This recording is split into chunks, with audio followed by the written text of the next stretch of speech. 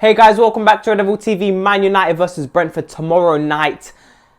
Guys, after that, look, I heard a lot of people say they were disappointed versus Chelsea, and I wasn't disappointed at all. Yes, we could have done a bit better. The final pass, there were some things that weren't good enough in that game. Bits from Rashford not tracking back and marking his player. A bunch of things in that game. Some defensive liabilities at the back in our fullbacks. I didn't think our fullbacks were that poor, to be completely honest with you. I think they put good tackles in. They did what they had to do, and at times we were playing with a back six. We played very defensively. Ronaldo dropping back.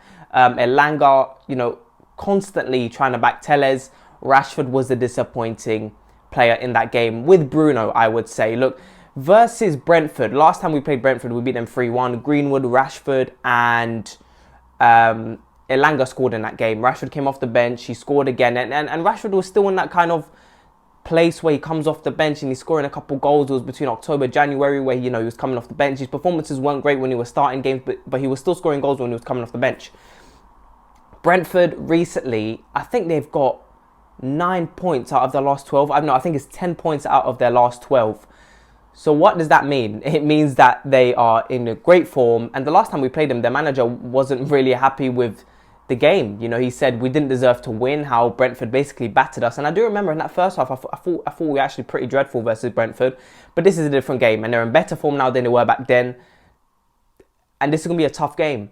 In terms of the players I expect to see in this game, we got to stick with this pretty much the same team. Look, a lot of people want to see these young players come in, Garnacho, Hannibal. I think it would be a mistake at this time of the season where, there's not that much to play for, but we should be playing for Europa League. I think Europa League is massively important, and I know a lot of people don't want us to be in any sort of European competition, but it's beneficial for Ten Hag and it's beneficial for the players that will come in the summer, because Ten Hag is going to have to experiment next season, and he's going to need enough players to play in both competitions. And look, Wolves have dropped points recently. Yes, Tottenham have won, but they have dropped points as well.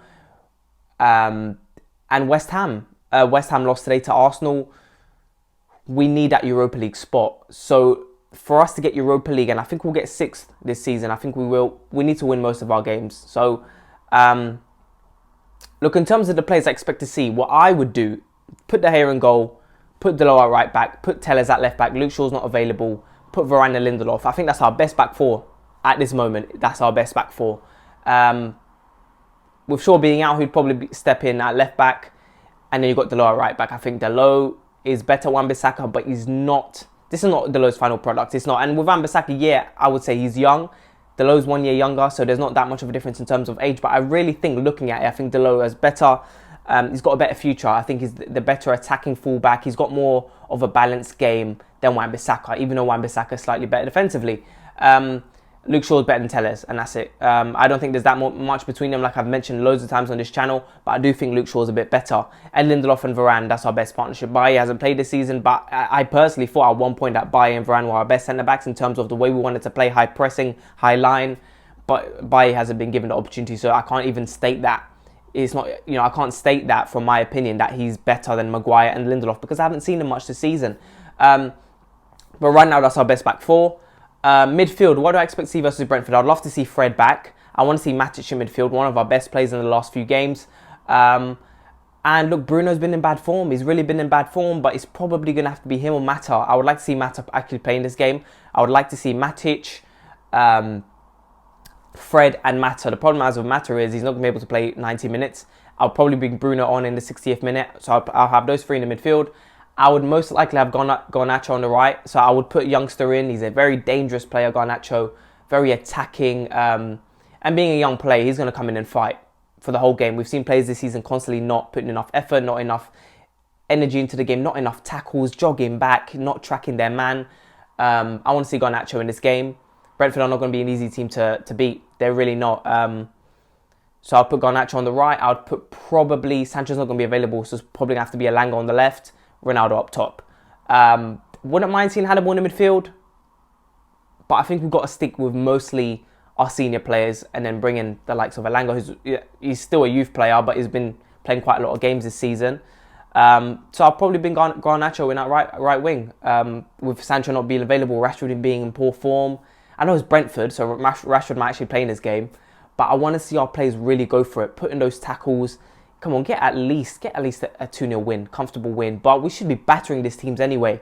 Look at the players we have. And this is why in the summer, constantly linked to loads of players this season. Ruben Neves, again, is becoming a more likely player that we might get.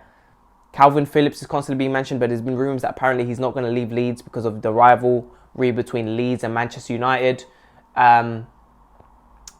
So there's loads of talks at the moment for different types of players we might get in the summer. So we'll keep an eye on that. But in terms of this game, I want to see us really go for it. Because if we drop points here, we're in danger of not getting Europa League, regardless of Wolves dropping points and West Ham dropping points, because they're still behind us. I think they've got a game in hand. We're the only team right now to have 35 games played this season.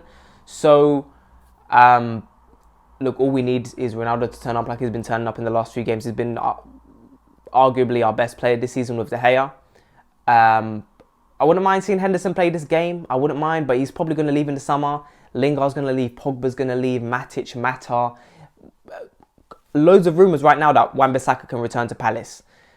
Problem is, we'll need a right back. Dalot's not going to be our starting right back next season. I don't think he's at that level yet. Give Dalot another season playing maybe 15 to 20 games a season. Maybe rotating with our next right back, because we're not going to be buying big players this summer. I don't think so at all.